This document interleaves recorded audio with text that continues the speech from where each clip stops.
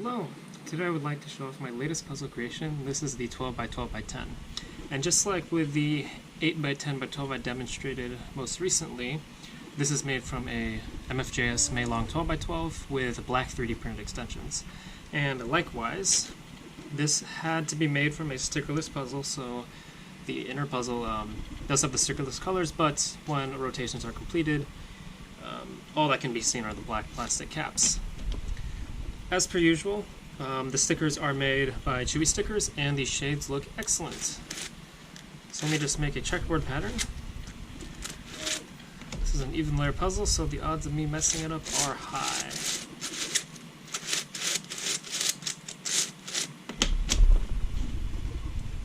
Good so far.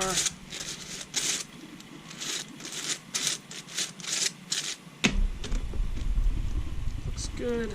And the last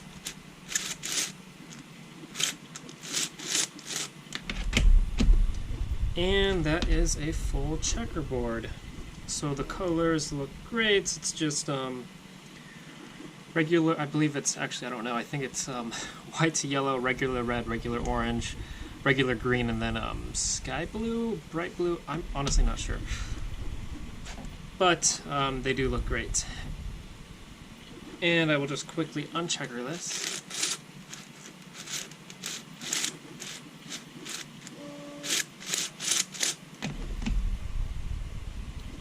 Okay.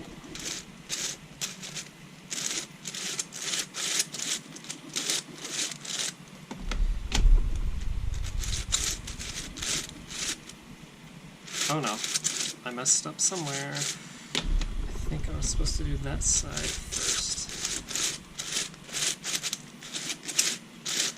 You'd think I'd have this down by now, but I evidently do not.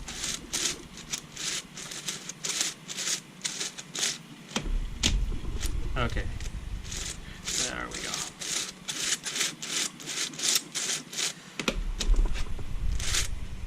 So, as you can hear, this is not a post-process puzzle, this is just a standard finish, which is no finish, aside from sanding, making sure everything looks nice, light sanding here and there.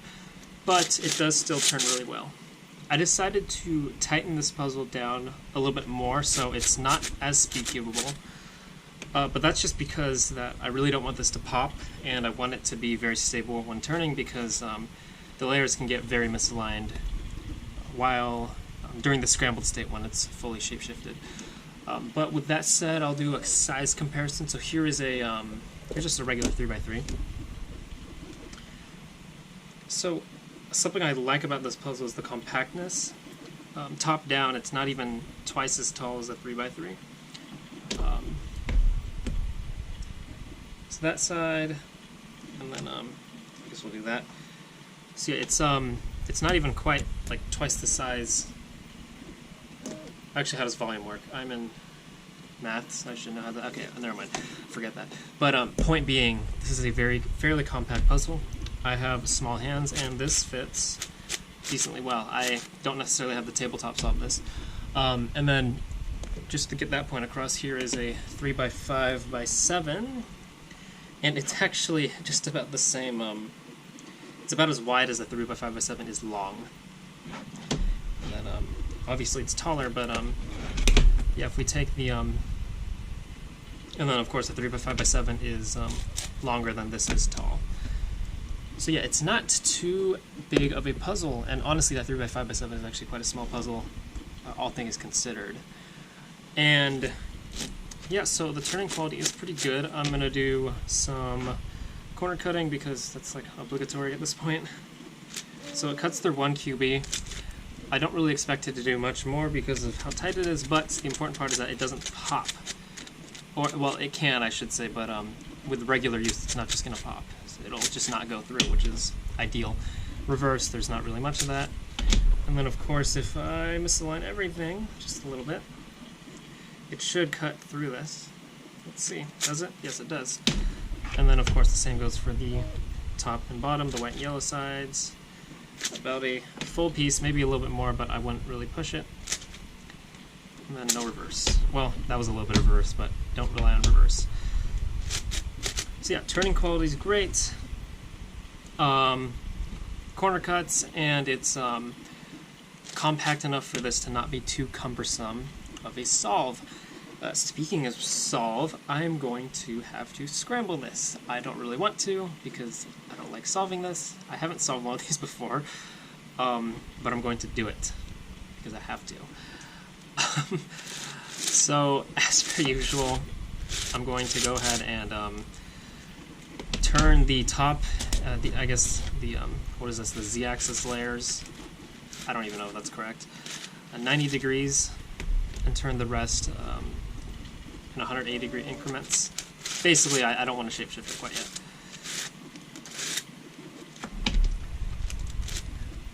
And just for some commentary, as far as how things are going here in the dorm, I will be moving back home today for winter break. I don't think I'm going to take the 3D printer with me just because I don't expect any orders. I expect orders after winter break, but at this point I think most people have gotten their holiday shopping done. And if not, I can always just drive down to print or pick up the printer. It's only about a half-hour drive. So let's see, how much effort should I put into scrambling this?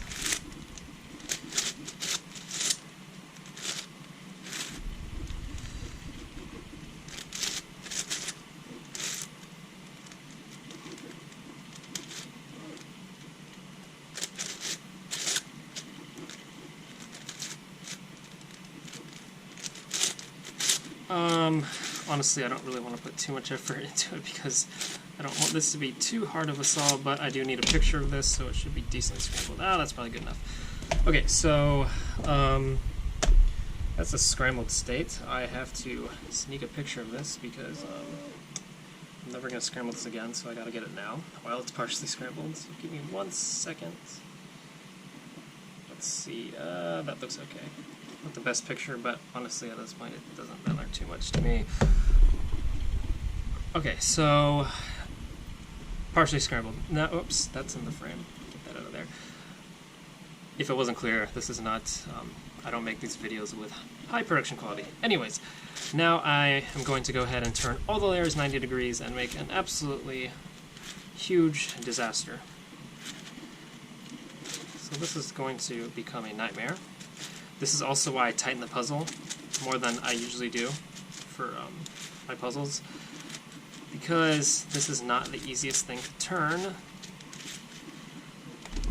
when parts are jutting out. It's hard to see how to line things up. And I do have to solve this because given that this is an even layer puzzle, the way I build it is I take apart half of it, glue on the extensions, reassemble it, then take apart the other half, glue on the extensions, reassemble. I can't do that if the whole thing is scrambled. So I can't just take apart half and put half of it together. And I am not willing to spend even longer disassembling and reassembling it than it would take to solve. It would take hours upon hours to disassemble and reassemble, because these puzzles are no fun to do so with.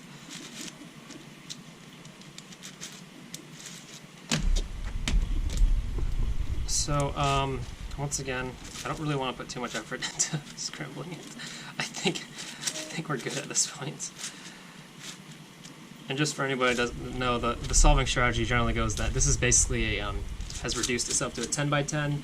So the idea is that you solve it like a 10 by 10, then you get it back into cube shape. I mean, it's not technically a cube, but it's called a cube shape, I think. And then there's some parities that can occur, and then you solve it like a just a like a 3 by 3 by 4 extended. So then you do the cuboid algorithms. But I do think that this is sufficient, and if not, well, whatever. I'm done. I'm not willing to make this even harder than it already is. So thank you all so much for watching. I do have a, let's see, I have it right here.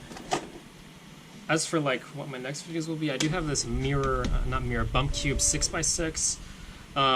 As you can see, there is quite a flaw with it. It's made out of a stickerless puzzle, so that kind of takes away from the point of it being a bump cube, but I'm going to make a video on that, possibly. And then I do have this post-processed 5x5x2, which, as you can hear, none of that 3 pinning sound. So I will probably make a video on this too, even though I already have a 5x5x2 video, just because this is post-processed and the one that I already have up is on a non-post-processed version. So I would like to thank everybody for watching. This video is already past 10 minutes long, so I'm going to skedaddle and pack up so I can get back on home. I will see y'all next time.